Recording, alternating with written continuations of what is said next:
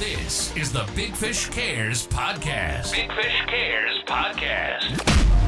And here's your host, Benny Fisher. And I really wanted to be able to showcase some of those other things about my life and some of the things that I've seen to kind of hopefully inspire others. They're still doing that show? Oh, yeah, 20 years. Wow, that's and impressive. That's what you and I are in the first year of our 20 years of doing this. Well, you'll be 99 when we wrap it up. Right. So when Ali comes into the room, he was still Cassius Clay at the time when he was 21. He comes into the room and he sees Myron Cope in the first row, and he kept directing his remarks to Mickey Rooney. Mickey Rooney, that's what he called Myron Cope. I was like, you're Franco Harris. You know, just like a little kid. Even though I'm like 35 years old, I'm like, oh, wow. I said, this is cool. I said, and there was no one else in the pro shop. And I went right up to him and I said, hey, Gino, I said, I'm from Pittsburgh. I said, I'm a big fan. I said, can I get your picture? And he was awesome.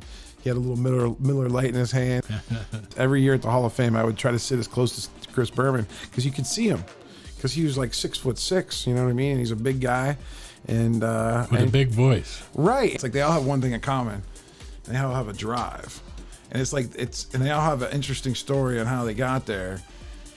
And it's never with a ton of planning and a ton of like, you know. Hurry up and go. Yeah. Hurry up and go fast. Yeah. Fail fast. Fail fast. He was a wild man. He looked maniacal. I mean, when you saw him on the field, he looked like maybe he had been tooting something before the game or something. I mean, when people said, how do you explain the fact that there's all these great quarterbacks from Western Pennsylvania, Joe and Mike Ditka, and they used to say, it's because of the Iron City beer.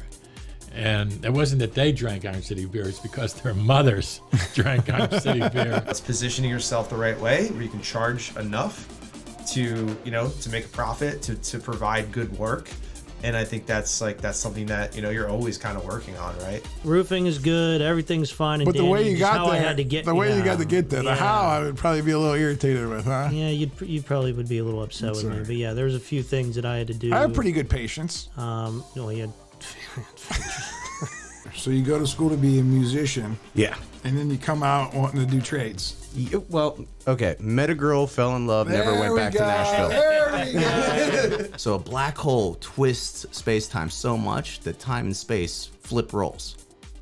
Space becomes one-dimensional, time becomes three-dimensional. My head hurts. Once you're focused on that and you stay there, you're always focused on that sweet spot. And when you're working inside of your sweet spot, you're typically making more money, more profit. Things are going better. You don't tend to veer off the track too far. He asked me one question. We're standing on the porch. I'll never forget it. He goes, what's your worst case scenario? I'm like, I'll break even. He goes, well, then there's no question. As soon as I said that out loud, Yeah. I knew what the because answer you're was. learning and you're breaking even. Yeah, he said the it's just education will tuition be- dollars. Dude, you know how many of those acronyms are on? That's I what don't I'm know what the saying. hell I'm thinking, talking I'm about. like listeners at home, if they have no military or they don't like really follow it, I'm like, what's a MEP? Like, I think I know what you're talking about only because You just got your first taste of the Army. I've watched, and the cool thing is you're going to be able to travel and meet people all over the world and do business all over the world and have fun with all people all over the world, and your families are going to be able to be in living rooms, even though they're not physically in the same spot, but you're going to be able to walk in and feel like you're there. Yo, I was right there with you, bro. I thought I was so rich. I was like, I never have to be a roofer ever again, man. Wouldn't you know it, man? Before spring, that thing bottomed back down. I'm like, I gotta go back to work. And that's a great analogy, and explains why artists and musicians are flocking to the NFT community right now. And what I love about them is they're so excited, but for me, it's like, I want to get them early momentum, because once you have that, then you can start to build, right? It was really good to learn the different nuances of the sales training and just how similar really what I was already doing was to like the way that they're teaching the baseline selling. And obviously you can always get better. Gary Vee walks in stage right. Yes, secretly. Secretly, no one knew he was there. I see him pop in. I'm like, Cody, I need the mic. I went right over to Gary. I literally put the thing on him I was shocked that like a bodyguard didn't come and like be like, what did he just put on Gary's chest? It's a very tough position to be in when you only have one NFT. Now, I'm not discouraging anybody from just buying one. I'm just saying you should look into the options of buying multiples, so you're in a better position as an investor, as a collector. Like I would get my work done, but like there was no love, there was no nothing behind it, man. And yeah, whoever your manager or boss was, if they're listening to this podcast, they can go ahead and send your boy Alex an invoice now for all that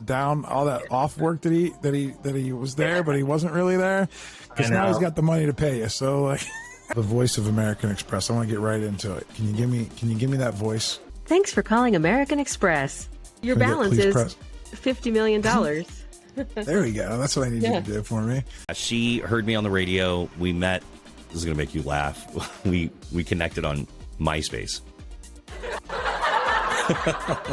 I'm sorry. I got to stop touching buttons. I decided to write and self-publish a book. I did it in 30 days. It's 364 pages. Hopefully it's double spaced and big fonts for guys like me. We're going to be the next generation of education. Like the Rockefellers had an idea.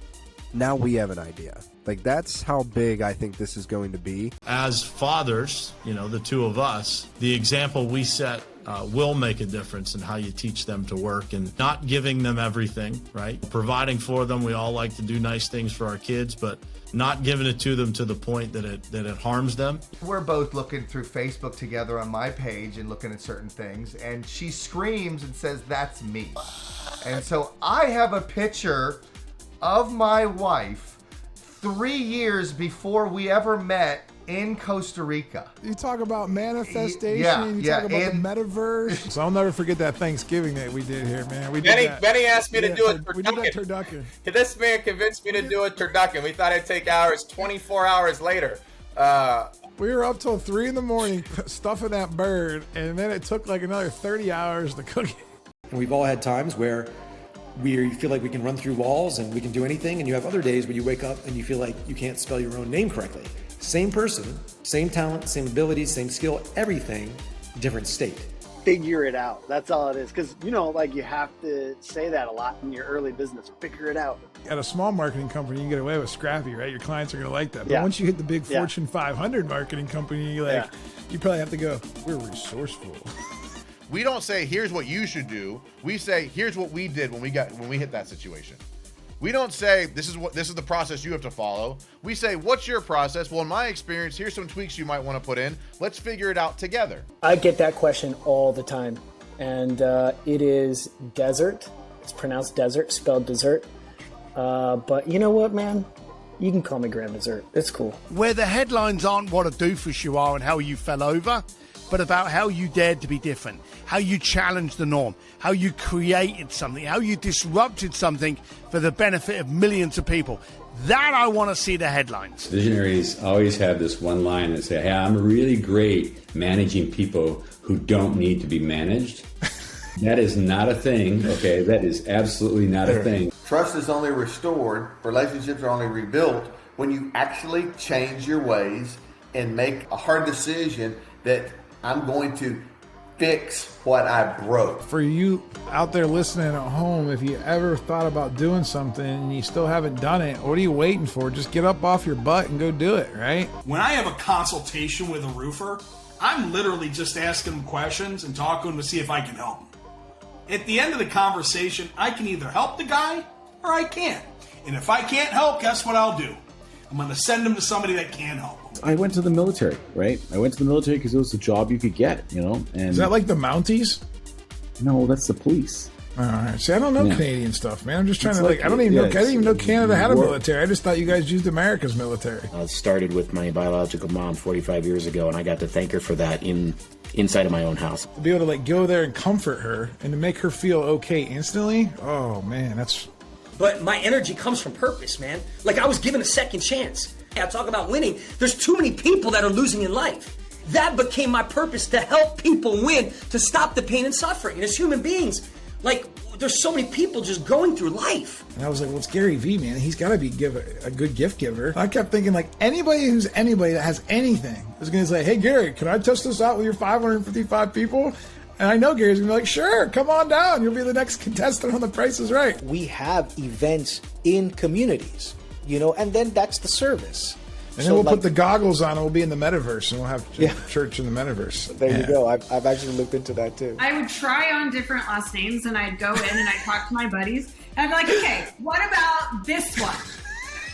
And they were like, and they'd say it. They were like, I don't like that. That's the biggest piece of the puzzle, I think, that's missing with most coaching mastermind program, even events out there. Nobody's got the balls to go in there and show you exactly how they're doing things. I have no idea what my integrator does. I just know that he gets it done. And that's where the work comes in.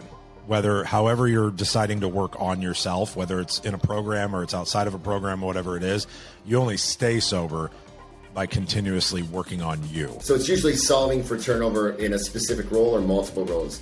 You know, if you have a $100,000 role and it turns over, that actually costs you about $250,000 all in. I'd focus on nothing but mindset for 2 weeks, come back out feeling a lot better about things. That's just a constant evolution. I think mindset will be my answer every day for the rest of my life. I look at it as because the era I grew up in, they didn't have the education. The teachers didn't know how to deal with it. It's not like they had training on how to deal with this. Now I have an 8-year-old and I'm like doing parent-teacher conferences. Like they're so much more equipped. Thank you for listening to the Big Fish Cares podcast.